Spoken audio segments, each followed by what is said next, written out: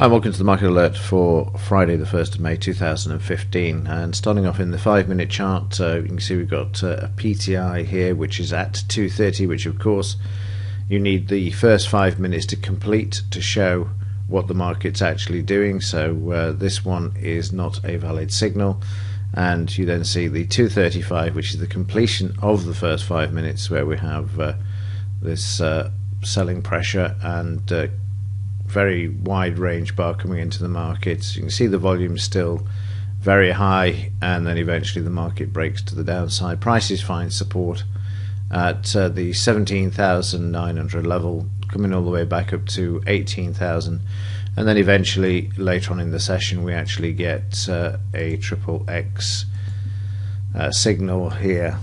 One of the questions I've received is how could we have actually stayed in this trade and taken advantage of the market moving to the downside.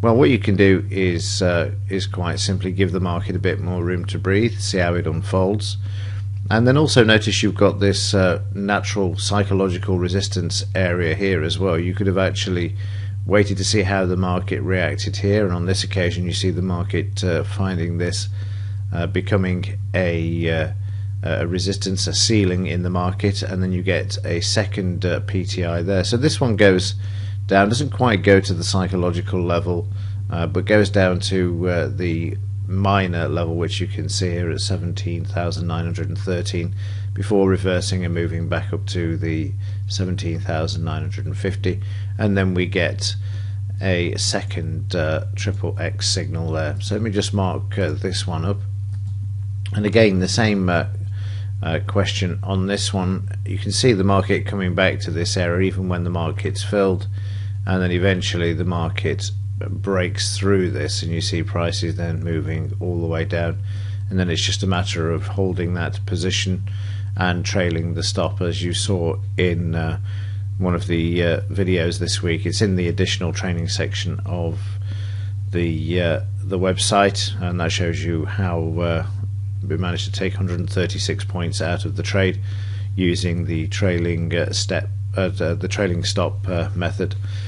So again, that could be applied to this, and you've also got the psychological lines where the market's more than likely to trade to as well. You can see they're driving through, going down to the next one, then drives through, but then you see the green volume bars here indicating that there is some buying coming into the market. The market's stopping, and then we get to the market going back towards the psychological level of 17,850 just before the close there. In the daily chart, price is lower, and this is because the Federal Reserve are vacillating on interest rates, and like I've said, and I'll say it again, they will not be increasing interest rates in the US. There's more chance of them actually printing more money in September than actually increasing interest rates. The economy is flatlining, and it is going to need more funny money to keep things going. So if they can do it, they will. I don't for 1 minute buy that interest rates are going to go up. The economic news items are not supporting it, which is why you're seeing this weakness now. And I wouldn't be surprised if this isn't accelerated to the downside with further bad news during the next few months in order to achieve that objective of printing more money to keep the illusion alive.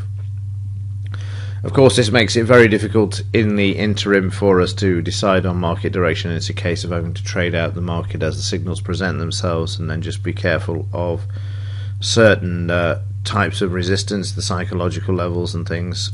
But it's achievable, and it's one thing that has to be done on a bar by bar, day by day basis. So let's have a look, see what news we've got today. It's bank holiday through Europe today, so none of that. US this afternoon, 3 p.m, revised UOM consumer sentiment. This is going to be revised up, and ISM manufacturing PMI is also out, and they're showing an increase as well. So you could see a straight reversal off this price bar, as well as we've got this sideways channel going on here. So there's no, again, I spoke about this yesterday. We can see where the market's broken out the bottom of this, but the economic news here could be used to actually bring it back up as the traders deem fit. Again, we've got selling in the volume there, but the market coming off the lows before the end of the trading session again, which is an indication that prices could move back to the upside there. And on the overnight market, you can see that they're tending to move towards the upside at the moment. And finally, in the implied volatility, this is Wednesday's figure, so let's just refresh for Thursday, 12.11 to 13.36, which is no surprise really, because the market dropped sharply after the open during yesterday's session, so up to 13.36, but the blue historic line definitely now below the yellow implied volatility. So if the yellow implied volatility line can come back below and around towards 10, then you'll see the underlying market moving to the upside, which will then present with another opportunity for short trades in this market.